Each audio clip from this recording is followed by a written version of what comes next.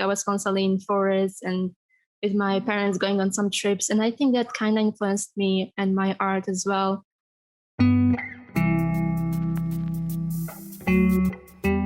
Welcome to the Pixel Paper Podcast, a series where we get to know the creative processes behind up-and-coming digital artists. My name is Noor, graphic designer and work-in-progress artist, and I'll be your host for this series. Today's guest is a student who goes by the alias of Naska. She talks us through her journey as a background artist and how she consistently improves her craft. She reminds us of the fundamentals and gives credit to great background artist references. So sit back, get comfy, and enjoy. Hello, I'm fine. How are you? I'm good, thank you. So Naska, for the benefit of our audience, could you please introduce yourself? Yeah, sure. So hello everyone, I am Nasiha, but friends usually call me Naska, so that's how I prefer being called. And I'm from Bosnia and Herzegovina, and I'm digital artist for usually like painting landscapes. But I also am studying visual arts and visual communication design. So that's really like a mix of art and graphic design. So yeah. And also my journey as a digital art is like 2.5 years. So yes, that's short intro about me. So I wanted to interview you because I really love the dramatic and cinematic feel to your work. So could you tell us a bit more about your art? Yeah, sure. And thank you for this word.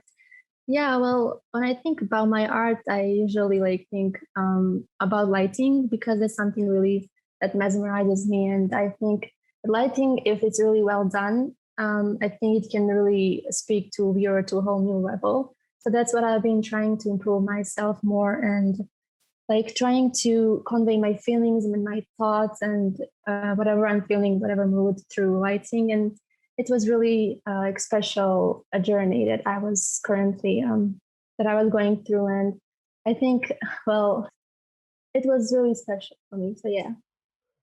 Mm-hmm. It's really heavily focused on lighting, and it's absolutely beautiful. I mean, I love the colors in your work, it's a very big factor. So can you share how you learned how to use color and what inspires your color choices? Yeah. It was really a rocky beginning, I have to say. When I was starting with digital art, I was really not very familiar with colors, how it works. So I was trying like different stuff. And at the beginning, I'm using like two dark tones, I think, and it wasn't really as catching and really interesting. So after a while, I thought like, well, all these artworks are fine, but it's not really something I see improvement in. So I've contacted my art teacher, and what she said like really changed my idea on how like colors work. Like she said something in lines like think about constant like battle between very complementary colors. If something is yellow, the shadow would be like purplish or something like that. So I was trying to really think about it more deeply. Like, and also, yeah, she said like since the sun is like natural yellowish color, everything that it's like it bathes with this color, it's going to be like more warm. So I can, for example, say something like when I paint grass, it's usually not really pure green color. So many artists do this, but I'm not judging. But like I have been doing that like for so long, like painting something with really green tones, and it wasn't really good looking good. So I was choosing more like warmer tones of green. And to oppose that, I'm going to use for the shadow parts, for example, like reddish or more purplish, and even adding some blues to that. So it's really like constant experimenting about how these colors work and how they affect each other. And I think it's really something special for me as well, and also something I had to really learn a lot as well. But it's I hope I'm getting there, hopefully. Yeah, I think so, definitely. Well, that's great. I mean, you studied visual design, so did you meet your art teacher through college or?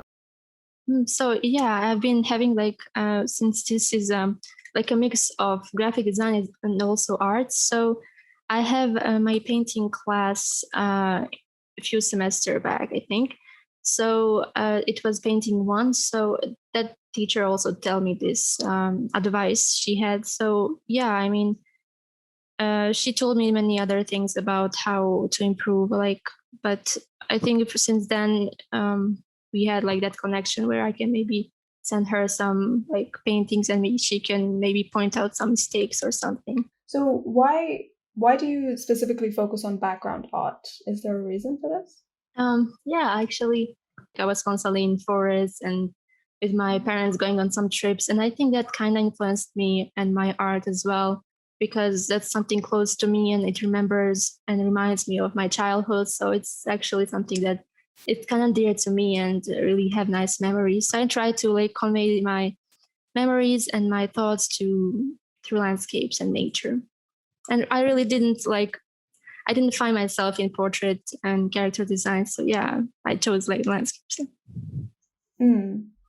But even you say you don't focus on characters, but even in your work, I notice sometimes there's always a very small character in the distance. So what makes you, I mean, what drives the story behind these Oh characters? yeah, yeah, you well spotted. Well, um, yeah, I think that beside like having this focal point, because like human figures are natural focal points on the artwork, so that helps me convey like a story, but also like these figures are usually like with these long capes and hoods. So I think it's kind of gives this mysterious vibes to it, I think. But also like it's not really we don't know the identity of that figure, so it can be anyone. Like you can imagine yourself being there in that magical world and thinking like oh, you're on some kind of journey or something. But and also these like figures are usually like move. Their capes are like flowing behind. So I think that kind of represents movement and constant development. It can also be like constant development in art, like your art journey is always like improving and developing. So yeah, it's like have different meanings, and I really leave that to the viewer how one can interpret that themselves. So yeah. Mm. Oh, that's really cool. I really like the explanation behind it. That's really cool. So, I mean, would you say you're inspired by fantasy art? Because I feel like that your art gives off that kind of vibe. Oh yeah, definitely. I think that's something I really strive to like achieve that fantasy vibe and that fantasy atmosphere. So yeah, and also I've been inspired by some fantasy books as well. So that's I think that's my kind of realm, I guess. Could you tell us a bit more about your inspirations? Yeah. So well, there are so many artists I follow on Instagram that really inspires me, and well, they kind of help me build my own art style in a way, and their works are kind of speaking to me. So I think some of them like, and I hope I just pronounce their names correctly. Like they are Benjamin Zanek, I think, and then Andreas Roham and Jeremy Adams and what else? Jocelyn Carmes, Jean Guissaz. I think I'm pronouncing their names correctly. And there are so many other as well, but those are like some I can remember. And I don't know, they're just their works is magical, and that's something I see myself going forward, like in their direction they did. So yeah. Hmm. That's really cool. I like how you remember their names off the top of your head. I mean, I really struggle remembering people's names. Yeah. Well, I kind of like those artists, and especially like this Benjamin Zdenek. I think his like Instagram is Ricky Art, and I think it's something really one of the first artists that really kind of pushed me forward. Like I wanted to be like them. So yeah, that's kind of special to me as well. How would you use the inspiration that you see in your own work? So well, I think I guess again are going to touch upon the idea about lighting. What I really like about these artists is their lighting. So what I wanted to maybe convey in my art is that exact maybe like lighting ideas. I mean, not exact. I'm not going to like copy their work, but like see how they're done it and maybe try to done something similar in my own style, my own way. So yeah, I think the lighting something I'm looking forward in other people's work, and that's inspires me. Yeah. Hmm. Okay, cool. And your compositional layouts, I would say, are very strong. You always have or more often than not, you have very big skies and then the foreground is quite less sometimes, or sometimes, you're kind of in a forest. But I feel like for me, what really attracted me to your work was your skies. Like they are so big and vast and just like how you see in real life. What I wanted to know is what inspired, your compositions, and I'm assuming your graphic design background is helping you in determining the composition.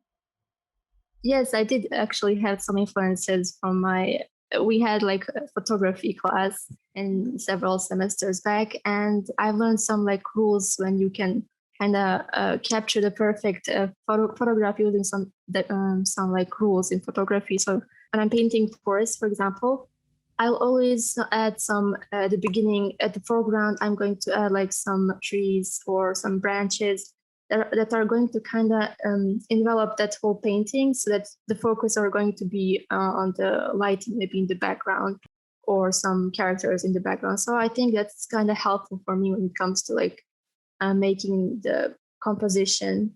And also you said something about the skies. Well, yeah, I think there's also this rule like a leading point. Like I think I remembered correctly. Like and these lines leading the viewer to the certain point, perhaps like in the background. So how can I explain that? Like maybe my clouds are in a certain line that kind of leads the attention to the maybe object I want them to be focused on. I think I don't know how really to best describe it, but yeah, I'm sorry. Yeah, no worries. I think it's evident in your work. Actually, I feel like it's you don't really need to explain it, but yeah, definitely. I see I'm looking through your Instagram now, and I see the lines kind of leading towards a certain object, and I think that's really cool, actually. I noticed that you always tend to post your speed paints on Instagram. Do you do these daily? And can you take us through the process of how you go from nothing to finished piece? Oh yeah, sure. So yeah, I did do post these speed paints because, well, going back to my favorite artist back then, like Benjamin Salmon, he also like used that as he also did posted speed paint, and it helped me kind of understand how his process are going. So that's something I also used in my own, maybe like thinking maybe would someone would be interested in seeing that and someone would find it helpful. So that's something I also do. And it's kind of special for me because like I also had some background in music and soundtracks that kind of represent my own feelings or moods. So it's really fun and interesting, like process making all of this. And do you want me like to explain how I paint all these processes, or like? Yeah, I mean, like, how do you find the inspiration every day, and kind of how do you get started? You know. I do. Well, sometimes I'm really like not sure what to paint, and I usually find some references, and I also have like some folder where I keep my inspiration photographs and stuff like that. So when I'm not sure what to paint, I usually pick some references and maybe use elements from different photos and combined it in my own. And also, well, if I don't know what to paint, I usually go like for a forest because that's my comfort thing to I say, let's say. Do you have the idea in mind before you start painting, or do you kind of let the painting, unravel itself? Oh, that's interesting question. Yeah, sometimes I'm really not sure what I'm doing, and I'm just like sure what colors I'm going to use, and I just splash the colors with different brushes. And maybe if I can see something in that, I can like develop the idea. But sometimes I'm like sure what I'm going to like represent, maybe some concept I had in my mind, and that's how I gradually start. I don't usually like do sketches, and I don't know if that's a good or bad thing, but I like sometimes really like spontaneously creating an artwork that I had maybe some really vague idea in my head. But yeah, that's my Mm-hmm. process. Okay, cool. And with regards to brushes, I think that's something that I'm always so confused about when it comes to digital painting. I'm like, do I use multiple brushes? Do I stick to one brush? So, what's your approach? Yeah, to be honest, it is kind of confusing because everyone now has like different brushes and everyone is like selling them. So yeah, I think what I found to be that works for me is like I have two different kinds of brush packs. and like one is the Evenant, and the other is Angel Ganev. I think I pronounced his name correctly. I think that's his brush pack as well. So what I did at the beginning is like experimented with different with these different brushes and see how different brush can make different impacts in the artwork, and how can I maybe make with different brushes different like types of skies or different grass and something. So at the beginning it's a little bit hard to like understand the brush itself, but once you get used to it and how you know how it works, it kind of gets easier later. So yeah, I think it's all about making like trying to find your own how you want to express your own style and what kind of brushes suits you best. So yeah, I think it's so special for different artists. It's different. So yeah. You said that you used to draw daily, right? That wasn't a challenge. It was just a habit, I would suppose. Well, I don't think I paint daily. Like maybe I did before, but I did like maybe post it like maybe every other day or something. It depends. I guess I depends on the other things I have to do. But yeah. Do you try and make it a habit to draw like a certain number of times a week? Not really. Sometimes I just really don't feel like painting, so I don't want to pressure myself because I don't know. I feel like art should be like something that you enjoy doing, and I don't want to pressure myself when I don't feel like painting. So yeah, it's rather spontaneously for me. Mm-hmm. Speaking of pressure, do you feel like you have social media pressure in terms of trying to get followers or trying to maintain an aesthetic on your Instagram? I do care about my Instagram aesthetic. I didn't recently, and sometimes I'm like, well, let's just pay more attention to that. But after a while, I just also get tired of that. Like I feel tired of like seeing what other would like me to paint, what others would like to see. So I think that's like to the point I guess I don't care, but also I do care a little bit. So it's a half and a half, I guess. But also I just don't want to do something that's not really important for me, and that's not authentic to me. So yes, I guess I'd really pay more attention to what I think and what I would like to see, and I sometimes kind of like don't feel about following the aesthetics and followers. And yeah, I mean followers are kind of not really such a really big deal to me.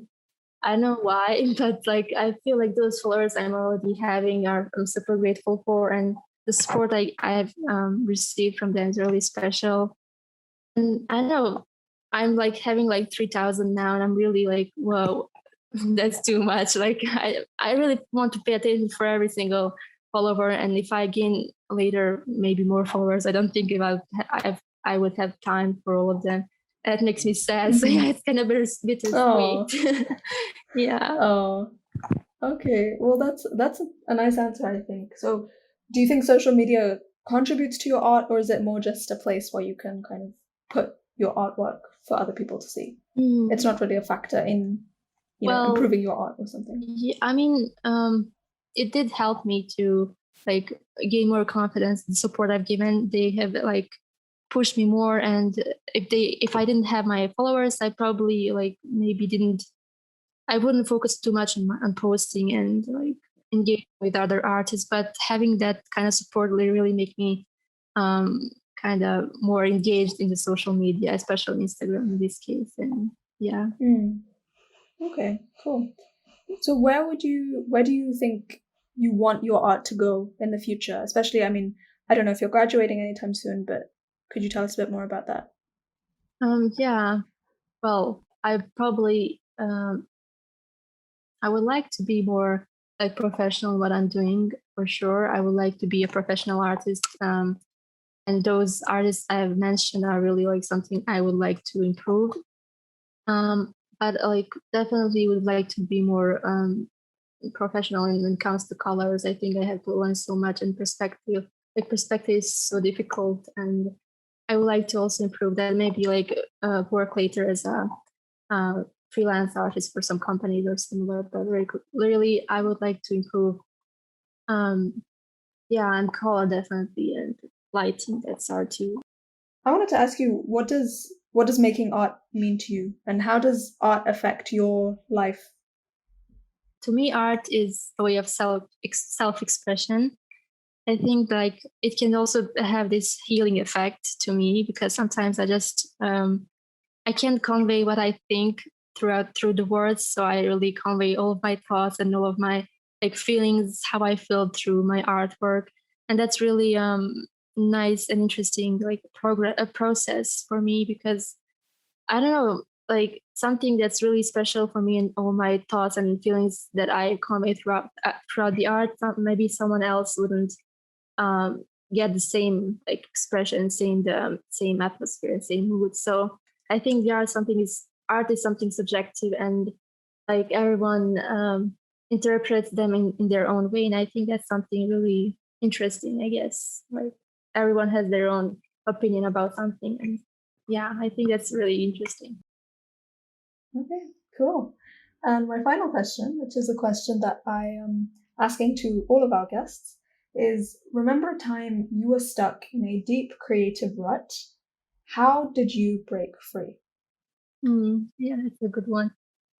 Well, what I've been trying to like kind of convince myself in those rough times is I just don't want to stop making art.